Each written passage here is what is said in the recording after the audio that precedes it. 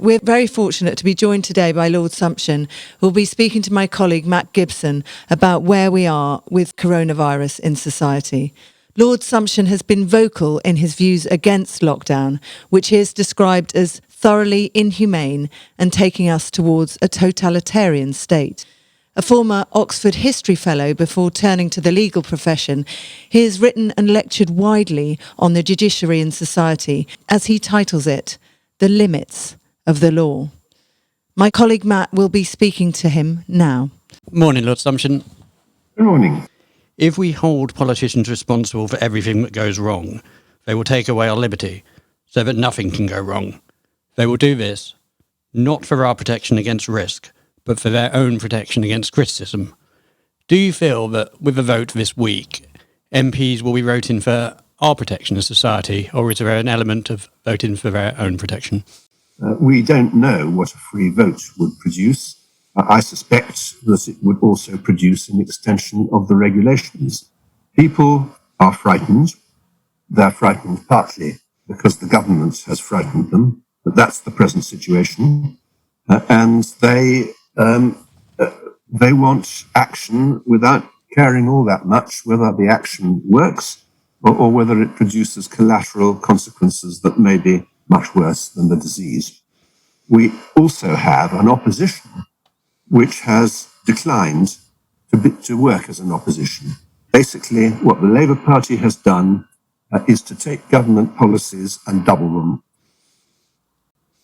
I think it's an interesting point about the opposition, actually, because one thing that I think many of the critics of lockdown have long made is there's been very little official opposition, so to speak, against the measures. As you say, the opposition more or less has voted through what the government has said, which seems personally slightly extraordinary given the magnitude of the measures. Other opposition has tended to come, perhaps to a small degree, from the media and to a large degree from people like yourselves who've been willing to speak out, and I suspect at perhaps some personal cost. How do you feel about this, the fact that it has been so hard perhaps to oppose and get voices heard against these measures? Well, in a sense, that's the reason why I have been speaking out. I would have much preferred somebody other than a prominent ex-judge to be making these points. There are lots of people who agree with them who will not put their head above the parapet. I know that because from the very moment when I started making these points, I began to get emails from politicians members of the House of Commons and the House of Lords, who agreed with what I had to say, but who said that they themselves didn't dare to speak out. Some backbench MPs have, of course, spoken out, but I think at the last vote it was 16 or 17. And it has been larger at earlier times. Right, okay. But what do you think it is that's stopping not just MPs, but perhaps even certainly the wider scientific community? I think there's many who've got views who've expressed to Lucy, I know, but they don't feel able to put their names to in the press. I feel there is a culture perhaps where people aren't able to say what they truly think. Well, in the case of the scientists, there's no doubt that some of them have been subject to an extraordinarily unpleasant campaign of personal abuse, which in at least one case that I know of has extended to their families. That, I think, is absolutely disgraceful. The fact is that the police were extraordinarily brutal in breaking up the Sarah Everard demonstration at Clapham Common last week, but no more brutal than they had been on the 26th of September, when they broke up with considerable violence a demonstration which had been perfectly peaceful in Trafalgar Square against the lockdown. Some 20 people were hospitalized on that occasion, and quite a significant number were arrested. Now, there was no violence on that occasion either. The police claimed that people were not distancing enough. I have to say that if the only way that you can enforce social distancing is by beating people over the head with truncheons, it's not worth it.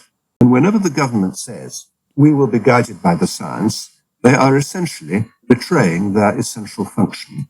They are looking at only one side of a complex problem instead of the whole of it.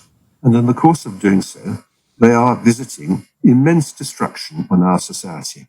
That is something which is, to my mind, a betrayal of the function for which any government exists, which is to look not just at the science, but at the whole picture.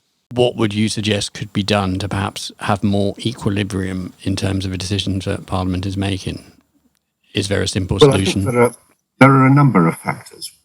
One is that the government should stop using the provision of information as a way of manipulating opinion and behavior.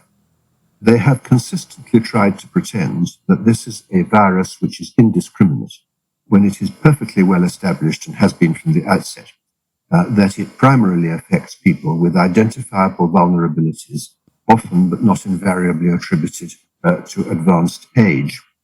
That's one essential point. It is very dangerous for governments to take scientific advice or advice on any subject, in fact, from a closed group of people whose involvement in the decisions commits them to a particular point of view. There is a problem about this, which is well understood by political psychologists. If you are involved in making a drastic decision, it's pretty well impossible for you to change your mind, because as the problems mount up, it's very difficult for people to admit that all the hardship that they inflicted in the past was a waste because it was a mistake. What this means is that if you take advice from a closed group of scientists, you are simply going to get them repeating the same thing. You never have a fresh look at the evidence. And I think that governments should take advice on the basis that they listen to alternative views and weigh them up. This is not a subject on which scientists are all agreed. The scientists at SAGE may all be agreed, but the scientific world contains very many entirely reputable experts who think that the current way of approaching COVID-19 is a scientific and a health disaster. Remember that before the lockdown was ordered, every country in the world of which I'm aware, which had published a pandemic plan, had rejected the idea of lockdowns, had rejected the idea of coercion, and had rejected the idea of indiscriminate measures instead of having targeted measures directed at the most vulnerable. Now, that was the view of the scientific community. What caused them to change this? The answer is it was politics. It was politics because what happened was that public pressure grew up in March of last year that if Italy, if France and Spain were locking people down, then why weren't our government doing the same? So that pretty well simultaneously, within a period of about 4 to 5 weeks, every European country jettisoned the very careful plans that most of them had prepared over the previous decade for exactly this event. And there wasn't time, there wasn't the research available to decide what the consequences of doing that were. They did it for political reasons. There is no trace in the SAGE minutes of SAGE having recommended a lockdown before the 23rd of March when the Prime Minister announced one. I wonder, why do you think that public pressure where's it come from and how can it go away, more importantly, I suppose? I don't think that the government is entirely responsible for generating the fear. I think that the craving for security, if necessary at the expense of liberty, is a tendency which human societies have had for a very long time, and certainly democracies have shown an increasing tendency to go for security at all costs for many years. So this isn't entirely new. But it's not irresistible, and politicians with stature and courage can stand up to it. They can reason with people. The situation in this country is very different. We have had politicians who lack the moral and political stature to stand up for the public interest in the face of often unreasoning public pressure. On the contrary, they have done their best to fan the fears. And there's no doubt that this has been a deliberate policy.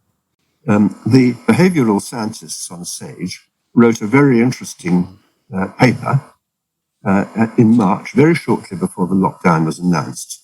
And what they said was that the essential thing is that we mustn't allow people to get the idea that they are less vulnerable than others. For example, some people might think that the young and healthy are not at very great risk.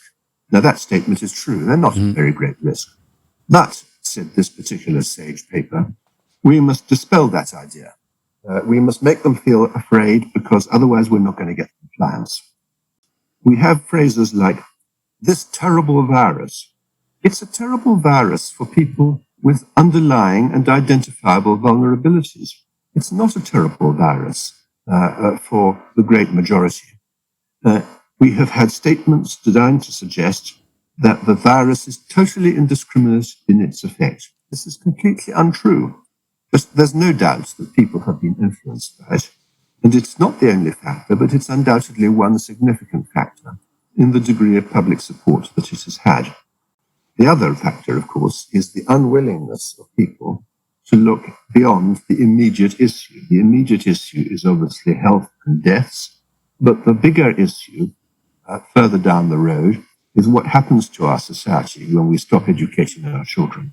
What happens to our society when we endure a 10% reduction in GDP, the worst in 300 years?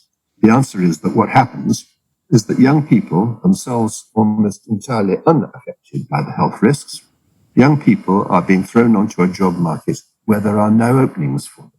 We are seeing a world in which people with great talent, with degrees in engineering or trained musicians, are stacking shelves in supermarkets and driving delivery vans. And they're doing that because there are no job opportunities.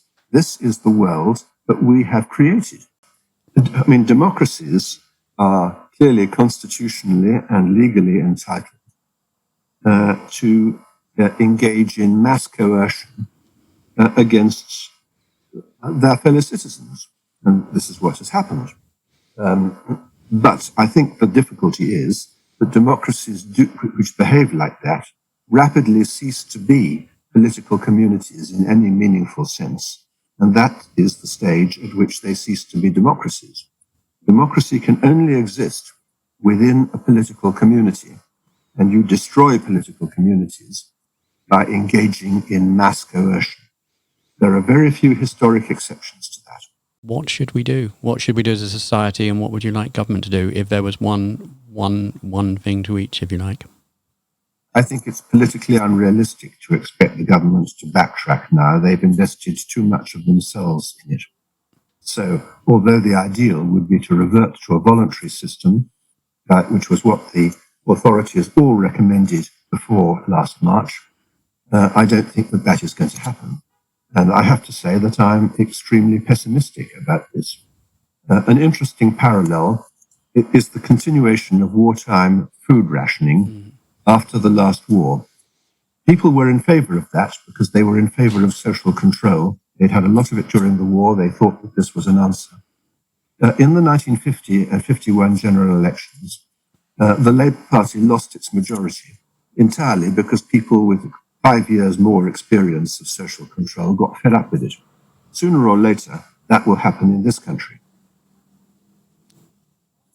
But you think it could be that kind of timescale? I think it may be even longer.